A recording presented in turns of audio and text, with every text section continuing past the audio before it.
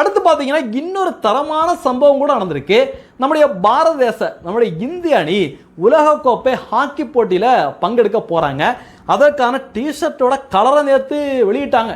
அதை பார்த்தோன்னா எல்லா பயலுக்கும் உயிரே போயிடுச்சுங்க.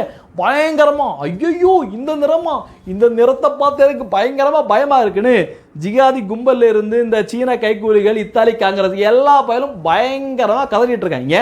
கலரை நீங்களே பாருங்கள், எவ்வளோ அருமையாக தியாகத்தோட நிறமாக இருக்கின்ற காவி நிறமாக இருக்குது பாருங்க. ஐயோ பார்க்குறதுக்கே அவ்வளோ சிறப்பாக இருக்குது, கண்ணுக்கெல்லாம் அவ்வளோ குளிர்ச்சியாக இருக்குங்க.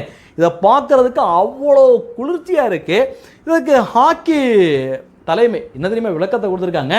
நம்முடைய தேசிய கொடியில் உள்ள கலரு, அதோட நம்முடைய சூரிய உதயத்தின் போது ஒரு கலர் இருக்கும்ல, ரெண்டும் மிக்ஸ் ஆனது தான்ப்பா இந்த கலர் அப்படின்னு சிறப்பான விளக்கத்தையும் கொடுத்துருக்காங்க. இந்த கலரை பார்த்து பிரியங்கா பூந்தி ஐயோ பயங்கரமாக வாயிலையும் வயிற்றுலையும் எடுத்து பயங்கரமாக அழுதுருக்கு. என்ன சொல்லியிருக்கு அப்படிங்கிறத படிக்கிறேன் கேளுங்க. ஆடை நெறிமுறைகள் மற்றும் கல்வி கொள்கைகள் மூலமாக வரலாற்றை மீண்டும் மாற்றி எழுத மத்திய அரசு முயற்சிப்பதாக குற்றச்சாட்டு இல்லை சாமி, அதுதான் உண்மை. ஏன்னா பாரத தேசத்தோட வரலாற முகலாயர்கள் இப்படி பண்ணாங்க, ஆங்கிலேயர்கள் இப்படி பண்ணாங்க அப்படின்னு இவனுங்கெல்லாம் புகழ்ந்து எழுதி நம்முடைய பாடத்திட்டம்லாம் பார்த்தீங்கன்னா முழுக்க முகலாயனையும் ஆங்கிலேயனையும் புகழ்றதுக்காக தான் வடிவமைச்சிருக்காங்க.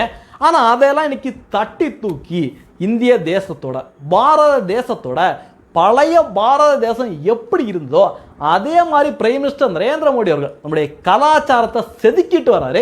இப்படிப்பட்ட பிரைம் மினிஸ்டருக்கு நம்ம ஒவ்வொரு இந்தியனும் துணை நிற்கணும் அப்படிங்கிறது தான் என்னுடைய வேண்டுகோள்.